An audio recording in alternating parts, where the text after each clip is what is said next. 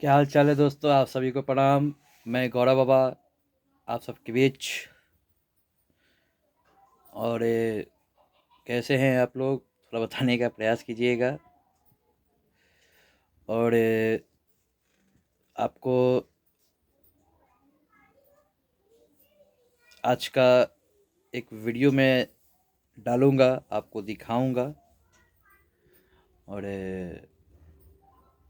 आइए दिखाने का प्रयास करते हैं कि मेरे मिसेस क्या कर रही हैं, दिखाने का प्रयास कर रहे हैं।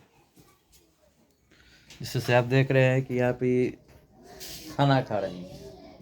इससे ये खाना खा रही हैं और इतना खाती है ना, तब पर भी खाते रहती हैं। और दुर्भाग्य यही है कि खाती रहती हैं, खाती ही रहती हैं। जय श्री राम, प्रणाम।